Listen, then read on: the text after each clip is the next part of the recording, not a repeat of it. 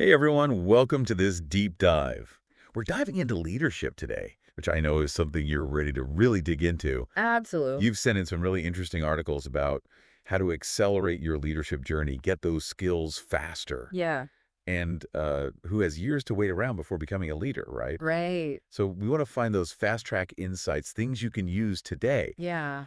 It's amazing. Actually, one thing that really struck me, and maybe this is a good place to start, Yeah. is just how much of leadership is about mindset. Oh, totally. It's like before you even get to the skills, Yeah. Yeah. believing that you can be a leader is often the biggest hurdle. It's so true. And it's funny because one of the articles, How to Develop, really emphasized Mm-hmm. that you Mm-hmm. almost have to kind of give yourself permission to lead before you even begin. Absolutely. And you know what? It's funny you should say that because I was thinking about this idea from less common perspective, Yeah. where they talk about leadership being a process, not a I destination. love it. It's not just this checklist of skills, it's Right. really a journey of growth, constantly evolving and figuring things out as you go. So it's less about waiting for someone to anoint you as a leader and more about recognizing That those is, moments where you're already leading, even in small ways. yes. Like, have you ever surprised yourself by stepping up and taking charge when you didn't expect to? What clicked for you in that moment? All the time. I think we all have. And the articles even mention something as simple as planning a group outing. Oh, interesting. Like that requires leadership. You're thinking ahead, making decisions, considering everyone's needs. Right. It's like those micro moments of leadership that we might not even recognize as such, Exactly. but they're happening all the time. All the time. So we've got this mindset piece, this belief in ourselves as leaders, but how do we actually start building those skills? Yeah. Like Yeah. we've got to put it into practice For sure. and how to develop. Had some great advice on this, really actionable stuff. What were some of the key things that stood out to you? Well, I think they really hit the nail on the head with emphasizing clear communication. It seems so basic, It does. but it's so crucial. It's everything. If you can't articulate your vision, if you can't listen to feedback, it's really hard to get people on board. And it made me think, on the flip side of communication is that active listening piece, Oh, absolutely. which they also touched on. Yeah. It's not just about hearing the words, but really engaging with what someone's saying, making them feel heard and understood. Yes. That's where you build trust when Exactly. And it connection. makes people feel valued, 100%. which is so important for a leader. Essential. Now, I do want to get into some of the less conventional stuff because both of these articles had these really intriguing points that, you don't always hear about. Yeah, yeah. So let's dive into some of those less common but super valuable insights. Okay, I'm game. One that really jumped out at me, and this was from less common perspectives, was this idea of artful procrastination, Oh, interesting. which sounds a little counterintuitive, right? It does. Because we think of leaders as being decisive, Yeah. making quick decisions. Right, right. But they were making the case that sometimes not making a decision immediately Hmm. can actually lead to a better outcome. Yeah. Have you ever felt that pressure to make a snap judgment and then later you're like, ooh, I should have maybe sat with that a little longer? Oh, all the time. All the Or- time. Right. Yeah. So how does this artful procrastination actually work in practice? Well, the article gave this great example of a leader who was faced with this really complex decision. Okay. It had huge implications, and they felt that pressure to just decide. Yeah. But instead, they chose to delay the decision, not out of fear, but to gather more information, to get different perspectives. And it wasn't about avoiding the issue. It was strategic. Exactly. It was about being strategic and making sure they had all the pieces of the puzzle before making a call. That makes so much sense. Yeah. Because sometimes we can rush into things Sure. and then we realize, ooh, maybe if I had just taken a beat, Totally. I would have seen the bigger picture. Exactly. Or I Exactly. would have had more information. 100%. So artful procrastination, I'm adding that to my leadership vocabulary. It's a good one. It's a good one. It's a good one, right? Okay. Okay, so what other unconventional wisdom did you uncover? Well, this one kind of blew my mind a little bit, and it ties into something we were talking about earlier, but less common perspectives. Really highlighted delegation as a leadership skill.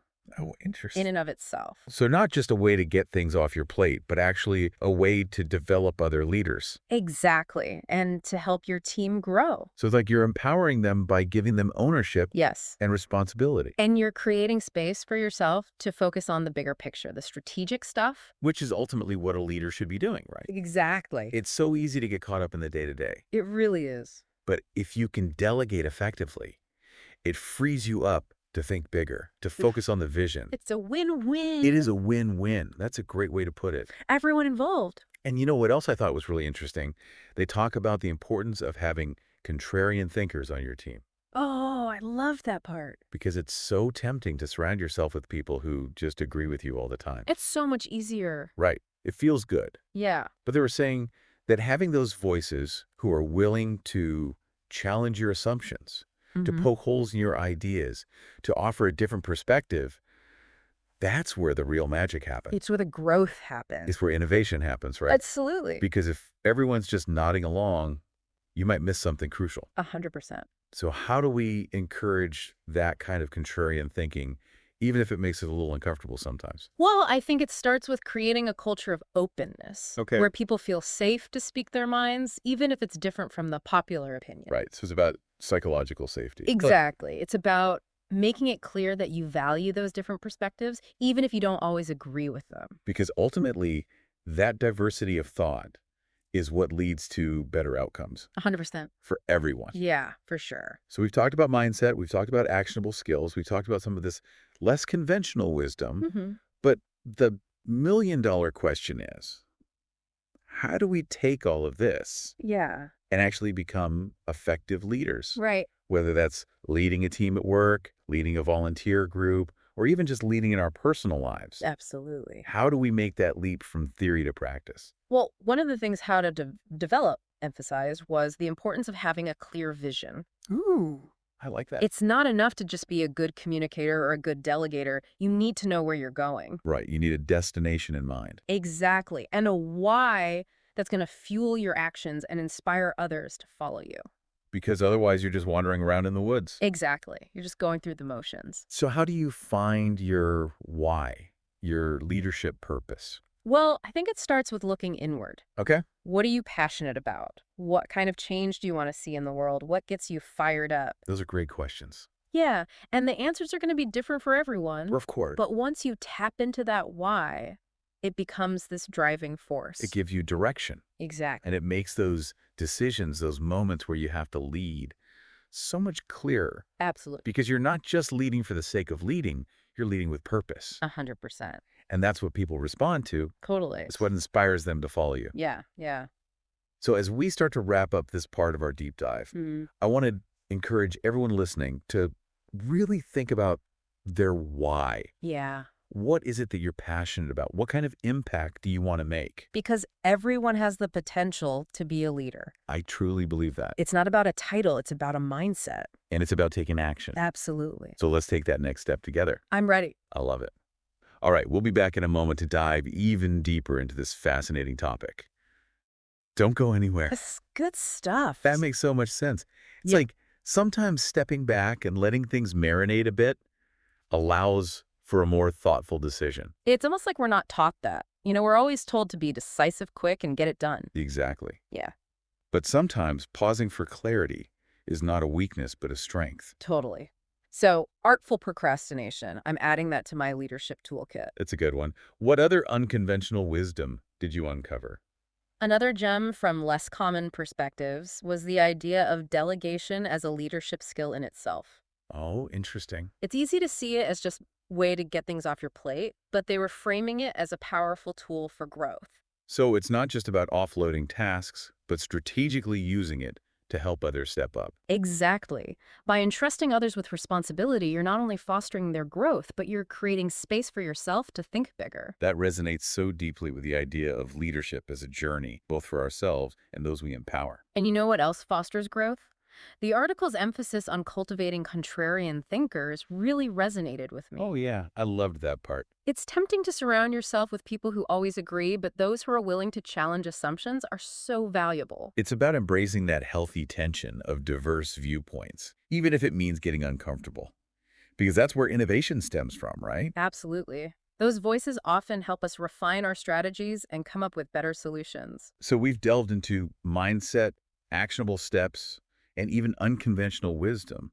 But I'm curious to connect all of this to actually leading. That's the million-dollar question, isn't it? How do we take all of this and translate it to effectively leading? Whether it's guiding a team at work, heading up a volunteer group, or even just navigating our personal lives with greater purpose. The article How to Develop touched on this with the emphasis on setting goals and having a clear vision. Yeah, okay. It's not enough to just be a good communicator or delegator. You need a destination in mind, a compelling why that fuels your actions. It's like that saying, leadership is about taking people somewhere they wouldn't go on their own. So how does an aspiring leader find their why? It feels like a personal yet pivotal part of the journey. It is. It often stems from your values, passions, and experiences. Yeah. What are you deeply passionate about? What kind of change do you want to see? Those are great questions. These are powerful starting points for uncovering your why and shaping your vision. It's about connecting with that deep sense of purpose and letting it guide your actions. It's inspiring to think that anyone, regardless of title, can tap into this and lead from a place of authenticity. Absolutely.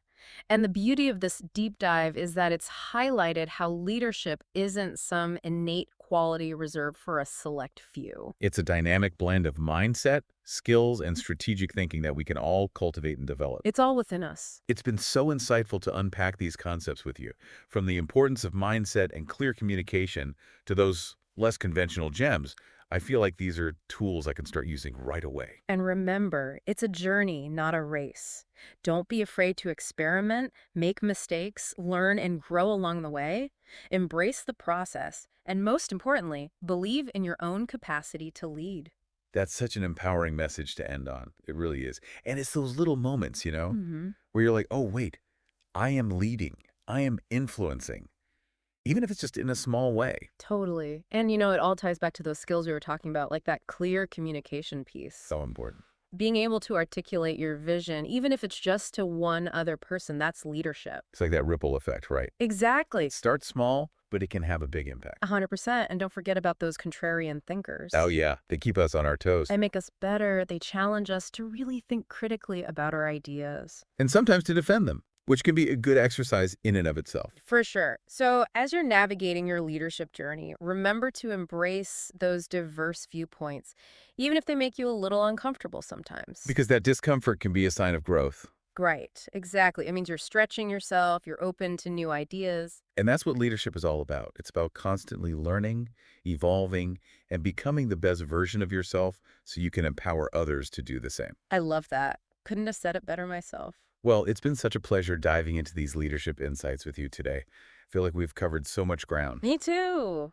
And the best part is, this is just the beginning. Exactly. Leadership is a journey, not a destination, and we're all in this together. So, to everyone listening, thank you for joining us on this deep dive. Keep leading, keep learning, and keep shining bright. And remember, you've got this. We'll see you next time for another deep dive.